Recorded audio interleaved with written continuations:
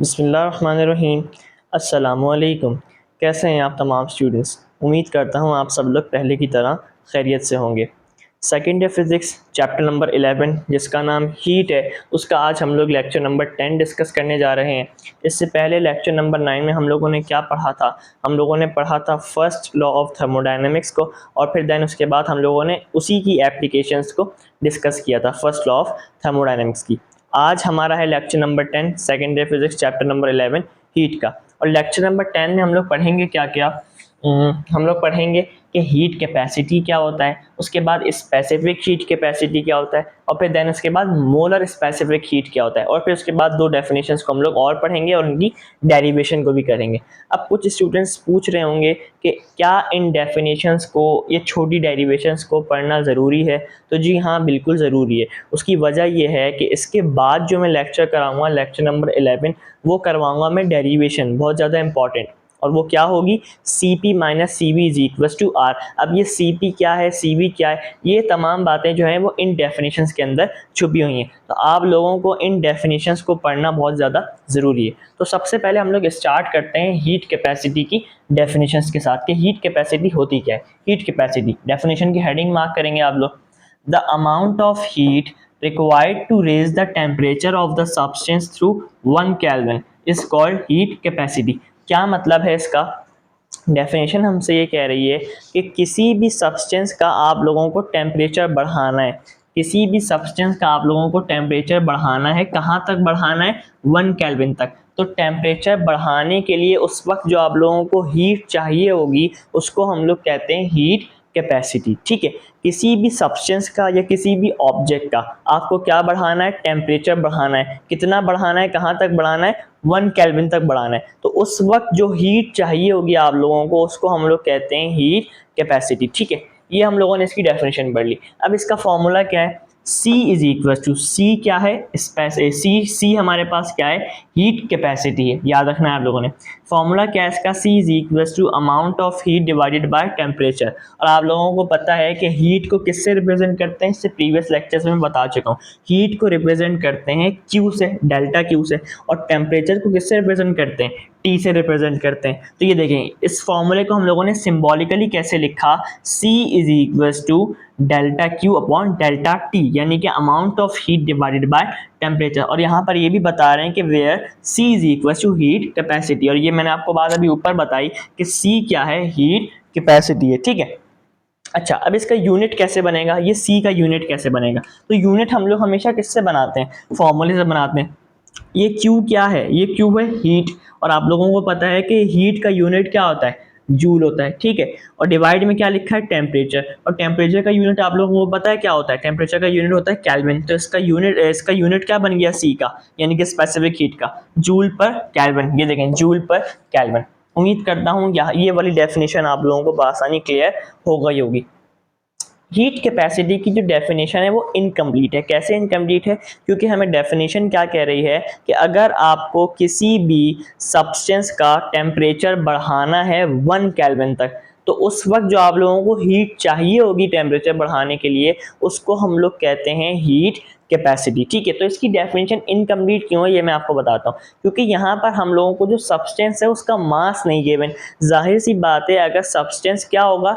बड़ा होगा, यानी कि सब्सटेंस का मास ज़्यादा होगा, और उसका टेम्परेचर बढ़ाने के लिए हम लोगों को हीट भी क्या देनी पड़ेगी? ज़्यादा देनी पड़ेगी, क्योंकि उसका मास ज़्यादा है। और अगर सब्सटेंस का मास कम होगा तो उसका टेम्परेचर बढ़ाने के लिए हम लोगों को हीट कम देनी होगी। जाहिर सी बात है, क्योंकि उसका मास क्या है? कम है।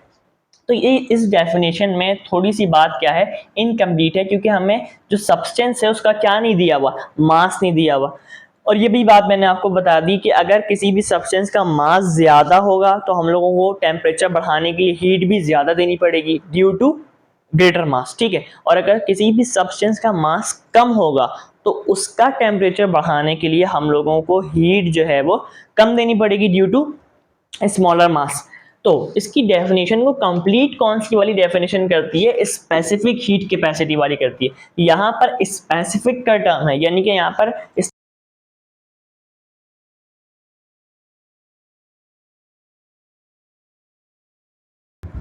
तो हम लोग क्या पढ़ रहे थे, हम लोग सब्सटेंस को क्या कर देंगे, पर्टिकुलरली स्पेसिफाई कर देंगे, क्योंकि यहाँ पर नाम किसका आ गया, स्पेसिफिक हीट कैपेसिटी का नाम आ गया।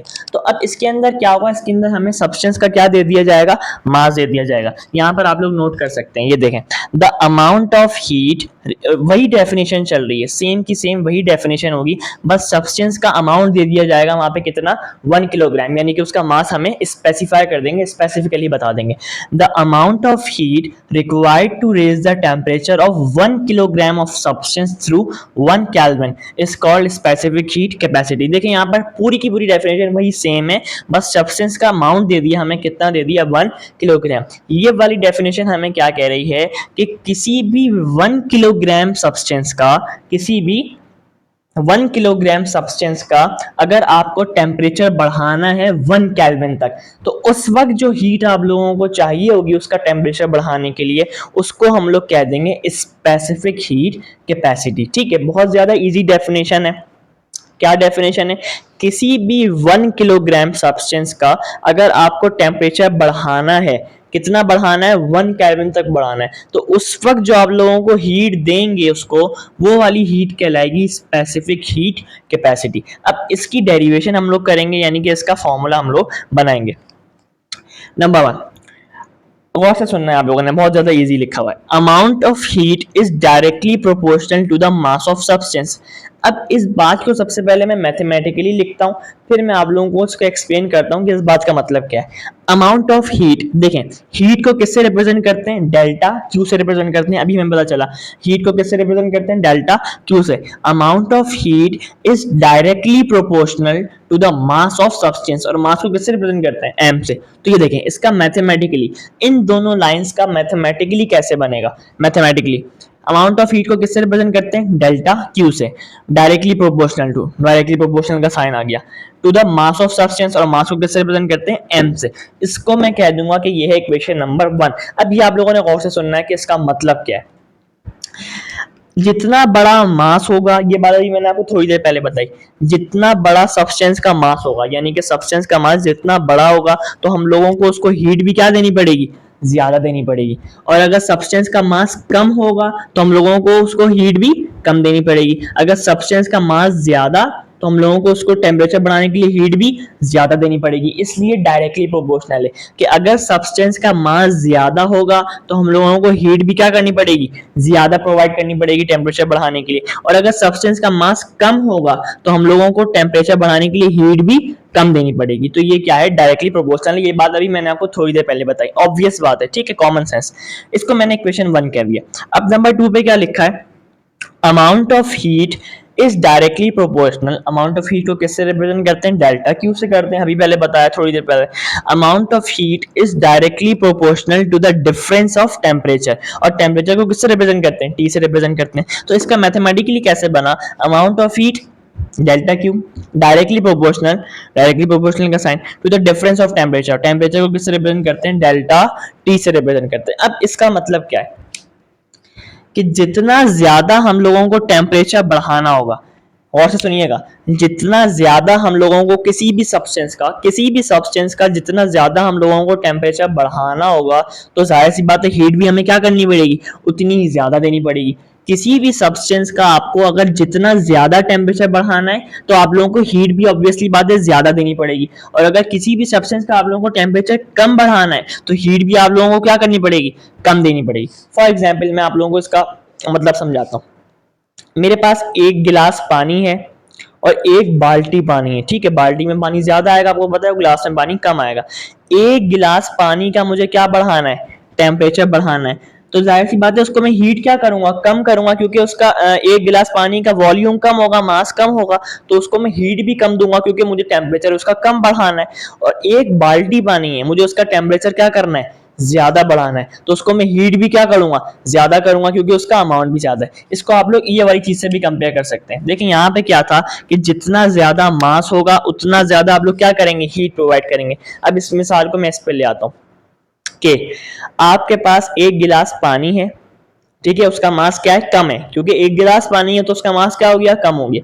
और आपके पास एक बाल्टी पानी है तो उसका मास क्या हो गया, ज्यादा हो गया। तो एक गिलास पानी का टेम्परेचर बढ़ाने के लिए मुझे हीट क्या करनी पड़ेगी, कम देनी पड़ेगी, क्योंकि उसका मास क्या है, कम। जब उसका मास कम है तो मुझे उसको हीट भी क्या करनी पड़ेगी, कम देनी पड़ेगी, जाहिर सी बात है, ठीक है।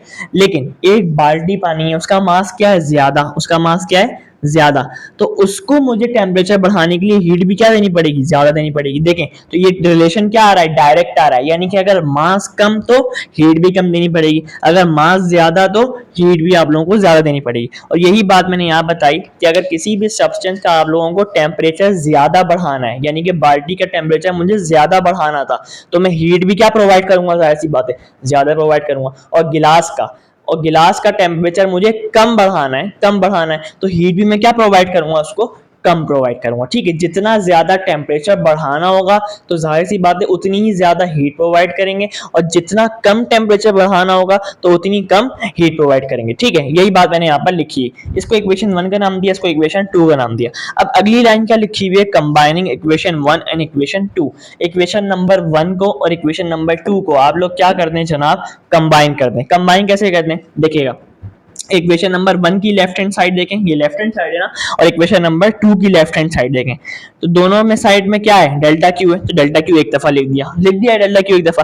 अब इक्वेशन 1 और इक्वेशन 2 को कंबाइन कर रहे हैं, यानी कि मिला के लिख रहे हैं। तो इक्वेशन 1 की राइट हैंड साइड में क्या लिखा है, एम लिख दिया, और इक्वेशन 2 की राइट हैंड साइड पे क्या लिखा है, डेल्टा टी, तो डेल्टा टी लिख दिया। हम लोगों ने कंबाइन कर दिया, क्या बना, delta Q directly proportional to M delta T. Equation 1 और इक्वेशन 2 की लेफ्ट हैंड साइड और राइट हैंड साइड को हमने क्या कर दिया, कंबाइन कर दिया। अब आप लोगों को एक बात पता है बचपन से कि जब भी प्रोपोर्शनैलिटी का साइन हटता है, यानी कि जब भी प्रोपोर्शनल हटता है तो उसकी जगह क्या आ जाता है, कांस्टेंट आ जाता है। और कांस्टेंट यहाँ पे क्या आया, सी आया। सी क्या था, हीट कैपेसिटी था। तो डेल्टा क्यू कांस्टेंट हटा तो इज इक्वल टू का साइन, ओ सॉरी, प्रोपोर्शनल हटा तो इज इक्वल टू का साइन, और क्या आ जाएगा, कांस्टेंट आ जाएगा सी, और ये एम डेल्टा टी यहाँ पर एज इट इज लिखा हुआ है। और फिर यहाँ पर एक और बात वही बता दी कि सी क्या है, स्पेसिफिक हीट है, ठीक है। उम्मीद करता हूं यहां तक आप लोगों को बातें समझ में आ रही होंगी। अब इसके बाद क्या करेंगे, मैं कह रहा हूं कि मुझे जो है इस सी का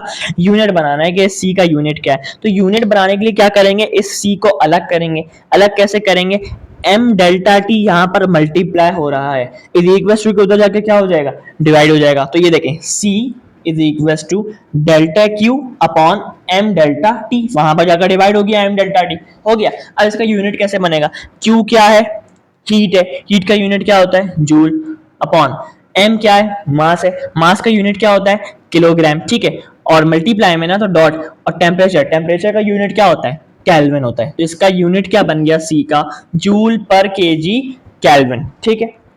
यहां तक उम्मीद करता हूं आपको तमाम बातें क्लियर हो गई होंगी। अब अगली डेफिनेशन किसकी है, मोलर स्पेसिफिक हीट की। अब इसको बताने से पहले मैं आप लोगों को एक बात बता दूं, देखें, किसी भी चीज को, यानी कि किसी भी सब्सटेंस की क्वांटिटी बताने के लिए, मिकदार बताने के लिए, अमाउंट बताने के लिए हम लोग दो चीजों का सहारा लेते हैं। किसी भी सब्सटेंस की क्वांटिटी को बताने के लिए हम लोग दो चीजों का सहारा लेते हैं, एक होता है मास और एक होता है मोल्स। तो मास वाला तो मैंने आपको बता दिया। अब सेम की सेम डेफिनेशन वही रहेगी, बस 1 किलोग्राम की जगह क्या आ जाएगा, 1 मोल आ जाएगा, क्योंकि मैंने आपको अभी बताया किसी भी सब्सटेंस को या किसी भी चीज का अमाउंट बताने के लिए, क्वांटिटी बताने के लिए हम लोग दो चीजों का सहारा लेते हैं, या तो मास या तो मोल्स। मास वाली बात हो गई तो सिर्फ मास की जगह यहाँ पे क्या आ जाएगा, 1 मोल आ जाएगा, यानी कि यहाँ पर 1 किलोग्राम था, यहाँ पे क्या आ जाएगा, 1 मोल आ जाएगा।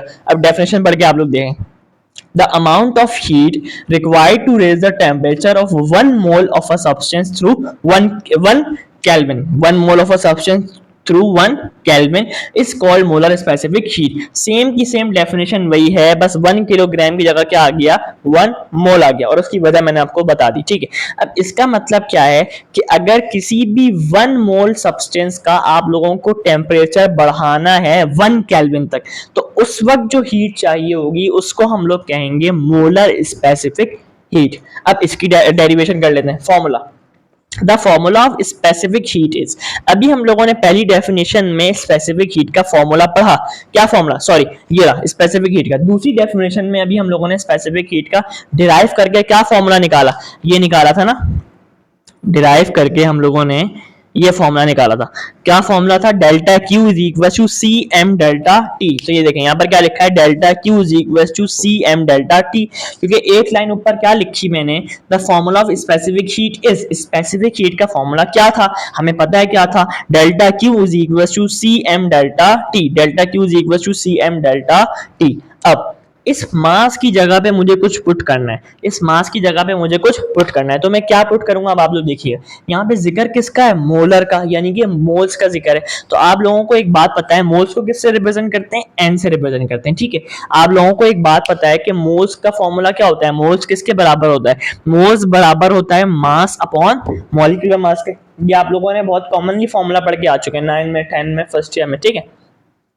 मोल्स यानी कि n बराबर होता है मास अपॉन मॉलिक्यूलर मास के। तो अब मैंने आपसे कहा था कि ये m की जगह मुझे कुछ पुट करना है, तो यानी कि इस m को अलहदा करना है। ये m यहाँ पर यानी कि मॉलिक्यूलर मास यहाँ पर डिवाइड हो रहा था, वहां पे जाके क्या हो जाएगा, मल्टीप्लाई हो जाएगा। तो ये m का फॉर्मूला क्या हो जाएगा, m बराबर हो जाएगा m n के। ये देखें m बराबर हो गया m n के। तो अब ये m की जगह मैं m n पुट कर सकता हूँ, बिल्कुल कर सकता हूँ, क्योंकि मैंने अभी आपको बताया कि हम इस m की जगह कुछ पुट करेंगे।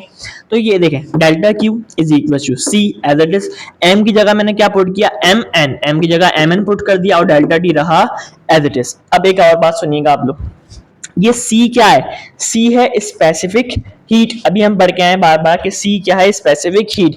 और किसी भी सब्सटेंस की हमारे पास स्पेसिफिक हीट जो होती है वो होती है कांस्टेंट, फिक्स होती है। उसके बाद M क्या है, मॉलिक्यूलर मास, ठीक है, अभी बताया ना M क्या है, मॉलिक्यूलर मास। और किसी भी सब्सटेंस का हमारे पास मॉलिक्यूलर मास भी क्या होता है जनाब, कांस्टेंट होता है, फिक्स होता है। यानी कि C भी हमारे पास क्या है, कांस्टेंट है, और M भी हमारे पास क्या है, कांस्टेंट है। तो ये दोनों कांस्टेंट मिलके एक कांस्टेंट बनाएंगे। अब आप लोग आगे देखिएगा, the product of specific heat, product यानी कि मल्टीप्लाई कर रहे हैं, C और M आपस में मल्टीप्लाई कर रहे हैं, इसका मतलब क्या है, product. The product of specific heat and molecular mass, the product of specific heat and molecular mass यानी कि multiply is called molar specific heat. ये दोनों कांस्टेंट मिलके एक कांस्टेंट बनाया जिसको हम लोग कहते हैं मोलर स्पेसिफिक हीट। और स्पेसिफिक हीट को किससे रिप्रेजेंट करते हैं, सी से रिप्रेजेंट करते हैं। अभी पढ़ के आए स्पेसिफिक हीट को सी से रिप्रेजेंट करते हैं, और क्या कह रहे हैं, मोलर स्पेसिफिक हीट। और मोल्स को किससे रिप्रेजेंट करते हैं, एन से रिप्रेजेंट करते हैं। तो ये क्या बन जाएगा, सी एन बन जाएगा। देखेंगे ये बात यहाँ पर लिखी है, ये देखें C और M यानी कि product of specific heat and molecular mass किसके बराबर है, मोलर स्पेसिफिक हीट यानी कि CN के बराबर है। अभी मैंने आपको लिखना सिखाया।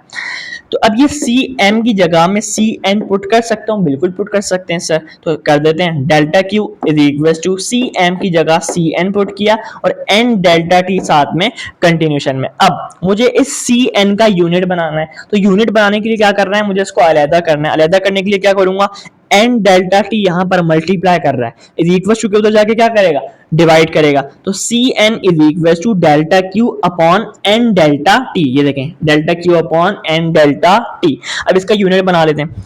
क्यू, क्यू क्या है, हीट है, हीट का यूनिट क्या होता है, joule divided by N. N क्या है, मोल्स, मोल्स का यूनिट क्या होता है, मोल डॉट मल्टीप्लाई कर रहे हैं ना। और टी यानी कि टेम्परेचर का यूनिट क्या होता है, केल्विन। तो इसका फॉर्मूला क्या बन गया, जूल पर मोल केल्विन, ठीक है। यहां तक आप लोग नोट डाउन करें। फिर इसके बाद बस सिर्फ दो डेफिनेशंस बची हैं जो मैंने आपको बताया था, सीपी और सीवी। यानी कि गैस के अंदर हम लोगों के पास molar specific heat constant pressure पे भी हो सकती है। गैस के केस में मोलर स्पेसिफिक हीट हमारे पास कांस्टेंट प्रेशर भी हो सकती है, यानी कि जब हम गैस के मॉलिक्यूल्स का प्रेशर कांस्टेंट रखें, और कांस्टेंट वॉल्यूम पे भी हो सकती है, यानी कि जब हम लोग वॉल्यूम को कांस्टेंट रखें। क्या होगा, सेम की सेम यही डेफिनेशन रहेगी, बस आगे क्या लिख जाएगा, eight constant pressure, constant pressure वाली में, और वॉल्यूम वाली में at constant volume, same definition वही रहेगी। और फॉर्मूले में क्या लग जाएगा, यहाँ पर एन था तो कांस्टेंट प्रेशर के लिए क्या लगा देंगे, पी लगा देंगे, C P N delta D हो जाएगा। और कांस्टेंट वॉल्यूम के लिए क्या लगा देंगे, सी वी लगा देंगे, ठीक है। यहां तक आप लोग नोट डाउन करें, फिर हम लोग आगे कंटिन्यू करते हैं। अच्छा, अब आप लोग नोट डाउन कीजिएगा जो मैंने आपको बताया कि molar specific heat at constant pressure, ठीक है। और molar specific heat at constant volume, ये होता है गैस के अंदर, सब्सटेंस के अंदर नहीं होता, गैस के अंदर होता है। क्या होगा, पूरी की पूरी definition same molar specific heat वाली यहाँ पर कॉपी डाउन हो जाएगी। देखें क्या लिखा है, molar specific heat at constant pressure, पूरी की पूरी ditto copy same definition molar specific heat वाली क्या हो जाएगी, यहाँ पर कॉपी डाउन हो जाएगी। बस आखिर में क्या आ जाएगा, एट कांस्टेंट प्रेशर आ जाएगा, यहाँ पे क्या आ जाएगा, एट कांस्टेंट वॉल्यूम आ जाएगा। और ये किसके अंदर होता है, गैस के अंदर होता है। यहाँ पर सब्सटेंस की जगह क्या आ जाएगा, गैस आ जाएगा, क्योंकि ये होता है गैस के अंदर, of a gas, of a gas, ये होता है गैस के अंदर। ठीक है, पूरी की पूरी डेफिनेशन वही वाली आ रही है, नोट डाउन कर सकते हैं आप लोग। और आखिर में बस क्या आ रहा है, एट कांस्टेंट प्रेशर, प्रेशर वाले केस में, और एट कांस्टेंट वॉल्यूम में आखिर में क्या आ रहा है, एट कांस्टेंट वॉल्यूम आ रहा है। बाकी पूरी डेफिनेशन वही है। अच्छा, अब फॉर्मूले में देखिएगा, यही पूरा का पूरा सेम फॉर्मूला आएगा, बट सिर्फ क्या होगा, कांस्टेंट प्रेशर में क्या होगा, क्यू के नीचे छोटा सा लग जाएगा पी, क्योंकि पी प्रेशर है, कांस्टेंट प्रेशर में पी लग जाएगा। और सी एन, एन की जगह क्या लग जाएगा, सी पी लग जाएगा। वॉल्यूम वाले केस में क्या होगा, क्यू के नीचे लग जाएगा वी, क्योंकि कांस्टेंट वॉल्यूम, और सी एन, एन की जगह क्या लग जाएगा, सी वी, क्योंकि कांस्टेंट वॉल्यूम। नोट डाउन कर सकते हैं हम, देखें डेल्टा क्यू, क्यू के नीचे लग गया पी, और सी एन के नीचे लग गया पी एट कांस्टेंट प्रेशर वाले केस में, और N delta T as it is. अब यहाँ पे नोट डाउन कर सकते हैं, डेल्टा क्यू और कांस्टेंट वॉल्यूम वाले केस में क्या लग गया, वी लग गया छोटा सा, is equal to C, N की जगह क्या लग जाएगा, वी, और एन डेल्टा टी बाकी एज इट इज चलता जा रहा है। अब इस सी वी की और सी पी की जब आप लोग यूनिट निकालेंगे अपने तरीके से, जैसे मैंने सिखाया था कि सी पी की मुझे यूनिट निकालनी है, तो इसको मुझे अलग करना है। कैसे करूंगा मैं, डेल्टा क्यू पी लिखूंगा, डेल्टा क्यू पी, और डिवाइड एन डेल्टा टी, यहाँ पर मल्टीप्लाई कर रहा है, वहां जाके क्या करेगा, डिवाइड करेगा। तो आप लोग आसानी यूनिट निकाल सकते हैं। इसका भी यूनिट क्या निकलेगा, जूल पर मोल डॉट केल्विन। कैसे, ये देखें, क्यू क्या है, हीट है, तो हीट का यूनिट क्या होता है, जूल, डिवाइडेड बाय एन क्या है, मोल, डॉट टेम्परेचर क्या यूनिट क्या होता है, केल्विन। तो देखें वही सेम यूनिट निकल रहा है। इसी तरीके से यहाँ पर आप लोग सीवी का भी यूनिट निकाल सकते हैं, एन डेल्टा टी को वहां पर डिवाइड में बेच के। ठीक है, उम्मीद करता हूँ ये वाला लेक्चर आप लोगों को समझ में आ गया होगा। अगर समझ में आया है तो चैनल को जरूर सब्सक्राइब कीजिएगा, और साथ ही साथ बेल आइकन को भी प्रेस कीजिएगा। इसके बाद जो मैं लेक्चर नंबर 11 करवाऊंगा वो बहुत ज़्यादा इंपॉर्टेंट होगा, उसमें हम लोग सीपी माइनस सीवी वाली डेरिवेशन को करेंगे। अब आप लोगों को समझ में आ गया होगा कि ये सीपी क्या है और सीवी क्या है। सीपी क्या है, molar specific heat at constant pressure, क्योंकि पी आ गया तो एट कांस्टेंट प्रेशर। और सी वी क्या है, molar specific heat at constant volume. इसकी हम लोग डेरिवेशन करेंगे, जो कि पेपर के पॉइंट ऑफ व्यू से बहुत ज़्यादा इंपॉर्टेंट है। ठीक है, अपने फ्रेंड्स के साथ लाजमी शेयर कीजिएगा लेक्चर को, और मेरे चैनल को ज़रूर सपोर्ट कीजिएगा। थैंक यू वेरी मच, अल्लाह हाफिज़।